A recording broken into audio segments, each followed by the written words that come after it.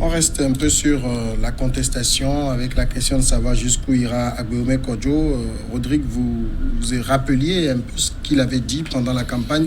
Si vous sortez à 6h, vous votez à 7h, à midi, je vous ramène la victoire. Voilà. Et donc, quand vous prenez une telle déclaration, vous amenez les gens qui pensaient que c'est quelqu'un qui n'arrivait pas à prendre la victoire qui est le problème. Et donc, ce beau monde s'est dit, d'accord, voilà maintenant quelqu'un qui va nous prendre le pouvoir à midi. Et je rappelle que les bureaux de vote ferment à 16h. Et donc, maintenant, si tu appelles ceux-là de venir, ils vont venir faire quoi? C'est la grande question. OK. Maintenant, il faut aussi dire que les gens jouaient dans une équipe. Ils se connaissent, ils ont suffisamment mouillé les maillots. 3 ans. Tu n'étais pas dans l'équipe. Et donc, ton choix, forcément, ne peut que frustrer ceux-là. Il y a certains qui ont été traités de Judas, par exemple, par le soutien que tu as. Si en difficulté, tu appelles ceux-là, par exemple, Firmin l'a dit en amont, c'est vrai que je n'ai pas envie de trop commenter ce sujet-là.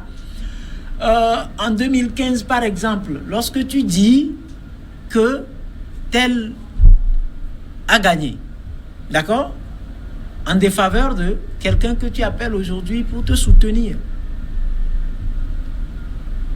À un moment donné, il faut reconnaître qu'il y a eu trop de mélange. Mais ça n'exclut pas le fait que beaucoup de personnes n'ont pas totalement confiance en ces chiffres. Moi, mon problème se situe à ce niveau. Et pour répondre à la question jusqu'où il ira, il a déjà nommé un Premier ministre. Et quand on nomme un Premier ministre, lui, il est appelé à composer un gouvernement.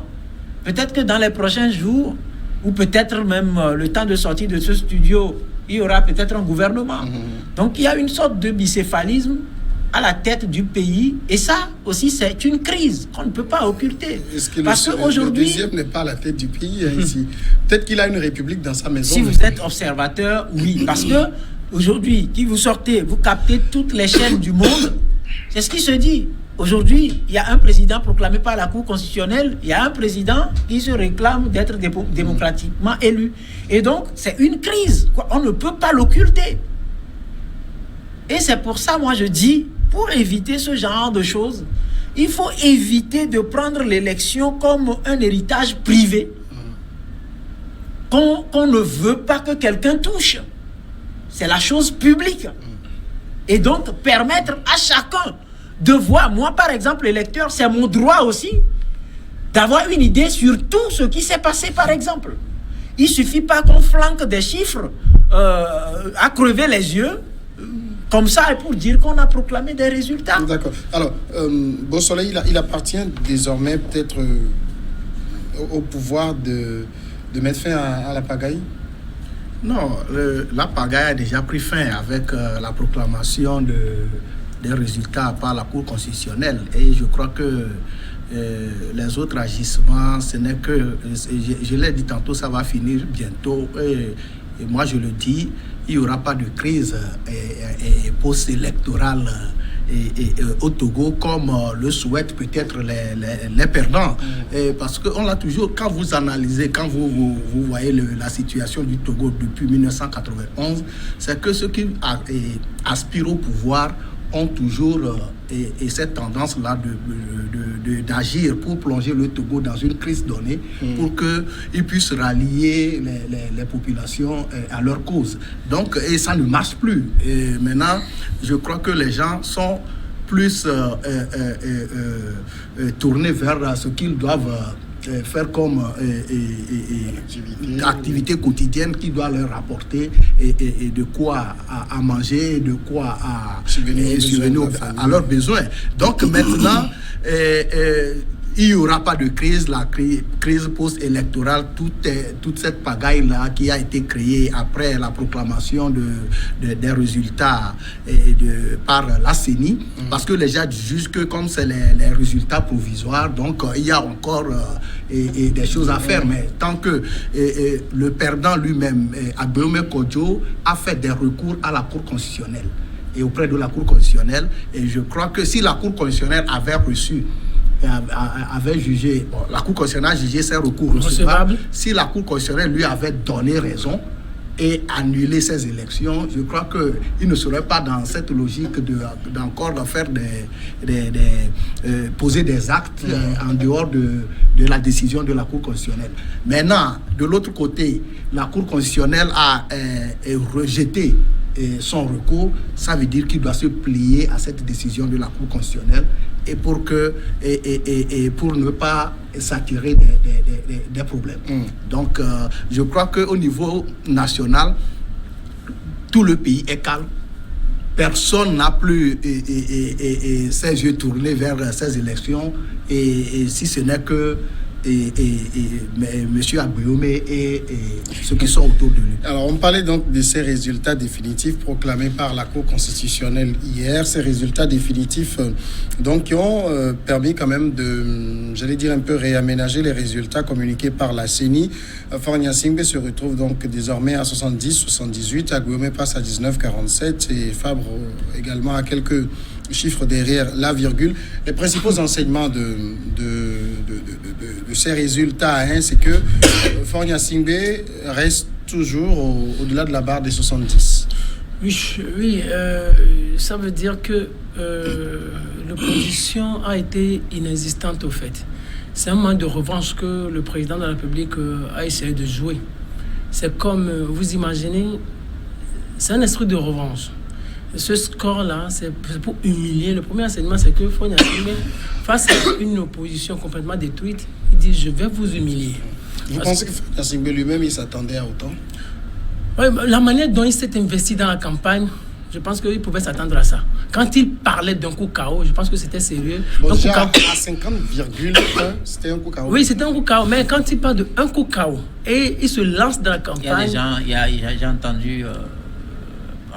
il y a des gens qui ont parlé de 80%. Il y a des gens qui ont Moi, je m'attendais. Avec ça, je me disais peut-être entre 58 et 61. Mais 70 jusqu'à 70, je ne m'y attendais pas. Vu la manière dont il s'est investi, vu les campagnes, la manière dont les meetings ont été organisés, je me disais que UNI pouvait avoir entre 58, 57, 61%. Je ne m'attendais pas à ça. Mais le premier enseignement, la première observation à faire, c'est que Faure Gnassingbé a humilié son opposition. Regardez, lui qu'on critiquait avec véhémence en 2017. Regardez les manifestations monstres qui ont été organisées sur toute l'étendue du territoire national. 3 ans, juste à peine 3 ans, 2 ans et demi. Il va à une élection face à ses opposants, pratiquement, qui l'ont critiqué, qui ont appelé les Togolais à marcher dans les rues. Regardez, tout cela, il faisait partie de la C14. Aimé Gogué, il était de la C14, je pense. Fabre Jean-Pierre, Tchassona Traoré, Dr Kouessan, Professeur Oulou. Eux tous, ils étaient présents. Ils étaient membres de la coalition. Et 2 ans et demi après, face à Faure Gnassingbé, qui n'était pas le bien-aimé des populations togolaises, s'en sort avec 70%. Ça veut dire simplement que l'opposition n'a pas été au rendez-vous, l'opposition est fragilité. L'autre chose que je voudrais souligner, c'est que il y a deux personnes fondamentalement qui ont tué l'opposition. La première personne, c'est qui ont tué l'opposition, qui ont renforcé le régime. La première personne, c'est Tikpi Achedam. C'est parce que Tikpi Achedam est arrivé avec ces manifestations monstres que le régime a eu l'occasion de s'enraciner, de fermer toutes les brèches et de se repositionner sur la scène. Et après, ça a tué complètement l'opposition. Après, il y a eu une guerre entre l'opposition. Le fait que Monseigneur Podjo aussi soit intervenu ou intervienne sur la scène, ça a aussi fragilisé. Regardez, ça a séparé fondamentalement et foncièrement Agbouyoumé Kodjo et Jean-Pierre Fabre. Regardez, c'est comme c'est quelqu'un qui est venu et maintenant il crée une guerre au lieu d'essayer de réconcilier ceux-là qui n'arrivaient pas à se parler. Il les a plutôt divisés. Fabre est allé quelque part et il a parlé mal de Fabre publiquement devant des journalistes, et Fabre aussi lors d'un meeting a mal parlé de lui. Regardez, et après Fabre s'est rangé et dit nous n'allons pas soutenir Agbouyoumé Kodjo, et Agbouyoumé Kodjo aussi est resté dans son camp. Et maintenant les deux, ils sont allés en rang dispersé, les opposants sont allés en rang dispersé à l'élection présidentielle. Fabre qui s'en sort avec 4%, Agbouyoumé Kodjo 18%. Mais regardez, 19%. Mais regardez, si Monseigneur Podjo, il est en train d'être fatigué, on n'entend plus trop parler de lui. Il est en train de se retirer comme ça. Maintenant, Agbouyoumé Kodjo va être seul. D'accord. Tout comme toute l'opposition. Alors, autre enseignement, moi je reste toujours sur les 70%, c'est à considérer comme un plébiscite. Non, moi je ne considère pas ça comme un plébiscite. Il n'y a pas une alchimie qui va permettre. Il faut quand même dire concrètement que ces gigantesques manifestations dont on parle, qui a mouvementé le pays, y compris le régime en place, qui a poussé à aller au dialogue, ne s'est pas arrêté à 2018. Alors, vous vous souvenez par exemple du mot d'ordre de blocage de l'élection législative du 2 décembre 2018 par exemple, qui a été suivi, du 2 décembre 2018 qui a été suivi. Alors qu'on quitte par exemple, qu'on nous dise aujourd'hui que tous ces Togolais qui ont consacré des mois à combattre, à dire 50 ans, ça suffit, viennent plébisciter à 70%, non, je dis non. Ça aurait pu être plus visible si les choses étaient claires, ouvertes. Alors, on féliciterait le gagnant. Mais aujourd'hui, il y a des éléments probants qui sèment le doute autour de ces chiffres qu'on avance. C'est très important. De l'autre côté, je ne souhaiterais pas qu'on se fie trop aux meetings. On sait comment les meetings s'organisent. On sait comment ça s'organise. Quand on surfe sur la faim, par exemple, des gens. J'ai fait le tour du territoire. Je ne suis pas resté à Lomé. J'ai été au nord du pays et j'ai descendu jusqu'au sud, jusqu'à Lomé. Je sais ce qui se passe à l'intérieur du pays. En 15 années de gouvernance, il faut faire un bilan. Je ne vais pas me fier sur des bilans arracher des cheveux pondus sur des documents appelés Do Your Business ou Doing Business, comment vous les appelez. Non, je ne me fie pas à ça. Les gens qui ne boivent pas à l'intérieur du pays, les élèves qui étudient sur le chaud soleil, les femmes qui on a construit des marchés dans les brousses où il n'y a personne. Les vrais marchés sont restés là avec les femmes sous le soleil et tout. Il y a de tristes réalités qui remettent en cause sérieusement ce chiffre-là. Je suis d'accord qu'une opposition divisée a pris part aux élections. C'est forcément avec ses conséquences. C'est forcément avec ses conséquences. Mais le tout peut être joué si le jeu est clair. C'est un match. Lorsque vous êtes dans un match et l'arbitre et ses assistants, du moins si je peux aller loin, les arbitres ou les officiels sont impartiaux, mais l'équipe qui gagne, ça se voit. L'équipe qui gagne, ça se dégage, ça se voit. Et toi-même, tu as une certaine fierté d'avoir gagné. Et on est applaudi. Mais des victoires qui sont à chercher à la loupe, avec des chiffres assez, je dirais, il y a quand même des éléments probants qui, moi, à mon niveau, ne me donnent pas la certitude que ce que je lis fait cas d'école pour qu'on puisse encourager son expérimentation dans un pays. Alors, autre enseignement, Beausoleil Obekou, toute l'opposition réunie fait 29,22%, plus ou moins 30%, on peut le dire comme ça. Si on, voilà. Pour vous, ça reflète la réalité de l'opposition togolaise? Oui, je l'ai dit, ça reflète la réalité. Et vous pouvez convenir avec moi qu'on l'a toujours discuté ici, sur ce plateau. Les observateurs l'ont toujours dit. Et avant ces élections, avant l'élection présidentielle, qu'il serait très difficile pour l'opposition d'arriver à battre le candidat de UNIR. On l'a toujours dit. Et je parle, il y a des situations qui concourent à cette situation, à ces chiffres. Par exemple, Firmé a parlé de la crise de 2017. Et cette crise de 2017 a beaucoup joué dans cette élection. Non, pas seulement dans l'élection présidentielle aussi, mais dans les élections municipales et les élections législatives. La crise, qu'est-ce qu'elle a fait? Avant même le 19 août 2017, l'opposition était absent sur le terrain. Les populations n'avaient plus confiance à cette opposition. Vous vous rappelez qu'avant le 19 août, l'ANC, qui était le principal parti d'opposition, avait appelé à une manifestation. Je crois que c'est le 3 août 2019, mais ça n'avait pas réussi. La population n'avait pas répondu à cet appel. Alors que on nous avait dit en ce moment que c'était la manifestation la mieux organisée. On nous avait dit que même la diaspora, entre guillemets, avait même soutenu cette manifestation, mais il n'y avait pas eu de monde. Cette manifestation n'avait pas réussi. Ça veut dire que l'opposition n'était pas en bonne situation avant le 19 août. Mais après, au cours de la crise qu'a engendré le 19 août, l'opposition a tellement vendu de l'illusion à la population que la population s'est rendue compte que c'était des mensonges de plus. Et on avait dit qu'on pouvait marcher et le président allait partir du pouvoir. On était dans une situation d'insurrection du type burkinabé et je crois que ça n'a pas réussi.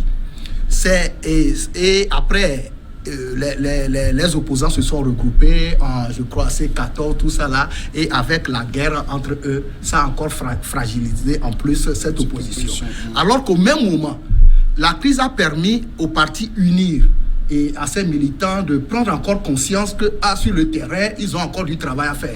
Et ils n'ont pas attendu. Ils se sont jetés à l'eau. Ils ont pris d'assaut nos coins et recoins du pays. Ils ont mis en place des stratégies pour aller convaincre davantage les populations. Et on a senti ça dans les élections législatives de décembre 2018, où UNIR a déjà fait un raz-de-marée. Maintenant, après, et ensuite de ça, après 8 mois, je crois, et en 7 mois, en juin, il y a eu les élections municipales à laquelle toute l'opposition a participé. Parce qu'ils disaient que l'UNIR avait fait le raz-de-marée en 2018 parce qu'ils n'avaient pas participé. Et en 2018, en juin 2019, ils avaient participé aux élections municipales. Ils ont été proprement battus. Il faut voir les chiffres. Je parle des élections municipales. Et ça veut dire que UNIR, qui a gagné presque toutes les mairies du Togo, ça veut dire qu'elle est bien implantée au niveau national. Et ça ne peut que l'aider à gagner l'élection présidentielle qui est arrivée à 6 mois après. Donc je crois que toute cette analyse faite, les chiffres reflètent la réalité. Et je crois, pour finir, l'opposition a toujours ne se lève pas tôt pour préparer les élections. Et on ne peut qu'avoir ces résultats quand on ne se lève pas tôt pour aller vers les populations. Oui, c'est pour répliquer un peu à Rodrigue, quand il parle de... Quand il dit qu'on ne peut pas parler de plébiscite vu tout ce qu'il y a et qui ne conforte pas les résultats du candidat du UNIR, du président de la République. Moi, je ne voudrais pas plus parler de fraude aujourd'hui. Parce que moi, je me dis simplement que pendant longtemps, l'opposition nous a manipulés. L'opposition nous a manipulés parce que vous parlez de victoire, vous dites c'est vous qui avez gagné, mais vous n'arrivez jamais à nous prouver que c'est vous qui avez gagné. Cette année, si Agboué Kodjo dit que c'est lui qui a gagné, moi j'attends juste à ce qu'il nous appelle journalistes. Messieurs les journalistes, c'est moi qui ai gagné la présidentielle de février 2020. Voilà les preuves, voilà les PV. Ça comporte, au vu de ces PV, j'ai entre 57 et 61%. Et là, on n'en parlerait plus, on dirait que c'est lui qui a gagné. Mais il n'a rien dit jusqu'à présent, et on se fie en tant que républicain ou en notre qualité de légaliste, on se fie à ce que et la Cour constitutionnelle et la CNI nous ont dit. Maintenant, quand Rodrigue dit, quand que lui a fait un peu l'intérieur du pays, que les gens ne trouvent pas à boire et que, bon, avec ça, on ne peut pas avoir ces résultats. Vous imaginez, je vais vous donner juste un petit exemple. Nous sommes dans la capitale, dans le quartier de Jean-Pierre Fabre, où les gens peuvent trouver à boire. Je pense qu'il y a des fontaines dans cette localité-là, les gens trouvent à boire. Les gens peut-être arrivent à manger un peu. Ils n'ont pas de difficulté pour boire. Dans le bureau de vote de Jean-Pierre Fabre, où les gens, moi je dirais, sont foncièrement ou seraient foncièrement contre UNIR. Regardez, dans le même bureau de vote où Jean-Pierre Fabre lui-même a voté, les gens ont voté plus UNIR que lui. Dans ce bureau de vote, à moins que je me trompe, Jean-Pierre Fabre arrive avec 44 voix, UNIR arrive avec 88 Et le MPDD d'Agboué Kodjo arrive avec plus de 100 voix dans son bureau de vote, où on dirait que c'est un quartier acquis à Jean-Pierre Fabre. Qu'est-ce que je veux essayer de démontrer? Vous savez, moi j'ai l'impression que les Togolais, des acteurs politiques veulent forcer les Togolais à se battre pour la tenance. Mais dans les urnes, on remarque que les Togolais ne veulent pas la tenance. Parce que les Togolais, on ne peut pas être dans un pays où on dit on veut la tenance. Vous allez aux législatives, les Togolais donnent 60% à ceux-là qui critiquent. On va au local, les Togolais donnent 60% à ceux-là qui critiquent. On va à la présidentielle, les Togolais donnent 70% à ceux-là qui critiquent. Au final, c'est quoi? J'ai l'impression que ce sont les acteurs politiques qui veulent la tenance, mais le peuple, non. Parce qu'on va voir, ce que vous avez cité à l'échange, bien sûr. Au Togo, sur le plan social, on a des soucis, on a des difficultés. Mais les Togolais, quand il s'agit d'aller dans les urnes, ils votent le régime uni. Moi, je dis seulement que les Togolais ne sont pas prêts pour la tenance. Ils adorent le régime et ses pratiques. Rodrigue, réaction. Oui, non. Est-ce que j'ai de réaction à donner? C'est juste pour dire, affirmer que ça, c'est son point de vue. C'est son point de vue. J'ai dit une chose fondamentale. Lorsque les règles seront claires, on pourra comparer, on pourra juger. Mais à l'heure là, on ne peut rien juger. Ça, je lui dis. De l'autre côté, je me réjouis qu'il ne m'a pas dit que c'est UNIR qui était en tête dans le bureau, qu'il a scruté tout à l'heure. Il a reconnu une certaine avance de Agboué Kodjo et au même moment, il lui demande de lui démontrer les résultats qui lui permettent de dire qu'il est président. Bien sûr, mais attendez. J'en viens. Justement, c'est pour t'avoir dans ton propre piège. Parce que toi, tu viens de te prévaloir de ce bureau pour dire que ce que j'ai dit n'a pas d'incidence. Tu comprends? Oui, par rapport au social. Quand on veut donner un exemple, il faut huiler l'exemple pour que ça reflète ce qu'on veut défendre. Puisqu'il s'est basé, j'ai fait le Togo du nord au sud descendant. Et il prend les résultats typiques du bureau dans lequel Jean-Pierre Fabre a voté pour me dire que ce que je dis ne reflète pas, parce que dans les urnes, les Togolais sont en déphasage avec... Alors, souffrez que je reprenne le même exemple pour lui dire le contraire de ce qu'il a vu. Parce que ce n'est pas ça que ça reflète. Je reviens et j'insiste là-dessus que il faudra à un moment donné que nous-mêmes nous soyons fatigués du fait qu'après chaque élection, on soit là à consacrer des années à nous batailler autour des chiffres. Donc il faut mettre des conditions. Comme Barack Obama l'a dit, l'Afrique a besoin d'institutions fortes et non d'hommes forts. C'est vrai que dans des pays comme le Ghana, il y a la démocratie. On conteste aussi les résultats. Mais parce que les gens ont une certaine confiance en des institutions, les procédures suivent leur cours jusqu'à ce que tout finisse. Maintenant, de l'autre côté, l'avantage par rapport aux autres pays, ce qui amène à ne pas trop contester pour contester, c'est qu'il y a la limitation de mandat et le jeu électoral est plus ou moins ouvert. Quand vous êtes dans un jeu fermé, où le pouvoir en réalité n'est jamais mis en jeu, c'est un saupoudrage, on appelle élection. Non, écoutez, faisons de sorte que les règles et les institutions qui interviennent dans l'organisation d'élections regagnent de crédibilité pour que nous puissions avoir de la matière à analyser des chiffres qui seront produits. Les gens se sont amusés sur les réseaux sociaux à dire que quand on aligne les pourcentages, ça ne tombe pas. Ce n'est pas la première fois, ce n'est pas la deuxième fois. C'est vrai que les gens... Ce n'est pas la deuxième fois. Il y a des scènes qui ont fait le tour. Il y a des scènes... Les bons pourcentages, oui. Et ça tombe à 100%. Non, je donne un exemple. Les gens, par exemple, font faire circuler des vidéos dans lesquelles vous voyez que c'est pratiquement... Les gens sont assujettis au rythme encrier, bulletin, plié. Encrier, bulletin, plié, alors que chacun est censé voter un seul bulletin. Alors, quand vous prenez par exemple tous ces aspects en bon togolais, la honte devant couvrir le visage, je me permets de dire que il faut améliorer les choses pour que cette honte-là ne nous couvre plus le visage quand il s'agira de questions électorales. Moi, je reste toujours sur mes chiffres de l'opposition. Est-ce qu'on n'a pas l'impression, quand on est dans un pays où l'opposition devient trop faible, c'est pas aussi très bon? Mais on fait, c'est pas bon, mais on fait comment? Quand l'opposition se fragilise elle-même, on fait comment? Et je crois que quand vous observez la situation de l'opposition depuis des années, à chaque fois qu'on va à une élection, et à l'élection présidentielle prochaine, l'opposition diminue de pourcentage. Parce que ils montent l'enchère lorsque l'élection approche. Ils font ils mentent au peuple, ils disent des choses et après le peuple se rend compte que l'opposition a menti. Et la prochaine fois, c'est que le peuple n'a plus confiance. Donc, et lorsqu'on perd ces élections, je crois que l'opposition ne fait pas de bonne analyse. L'opposition ne se pose pas de vraies questions pour apporter des vraies réponses et pour pouvoir se projeter à l'avenir et pouvoir gagner à la prochaine élection. On accuse l'autre, on accuse le camp d'en face que c'est parce qu'il y a eu une certaine fraude que l'opposition n'a pas gagné. Et c'est ce qui a fragilisé davantage l'opposition d'année en année. Et ça, elle s'est retrouvée dans cette situation où les chiffres, je le répète, reflètent la réalité. N'en déplaise à ceux qui aux mauvais perdants. Mais je le dis, on est ici, on est aujourd'hui en 2020.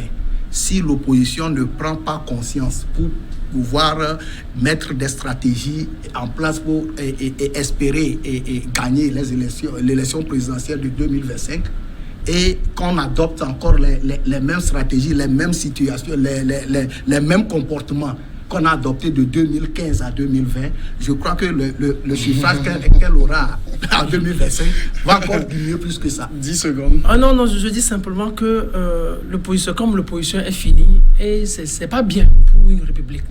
Du moment où nous voulons construire une démocratie, il faut l'émergence d'une nouvelle classe pour permettre, pour avoir une opposition constructive merci capable Rodrigue de proposer des choses. Merci à vous Soleil Obekou et merci à Firmin Teko Agbo. Merci à tous. À demain jeudi.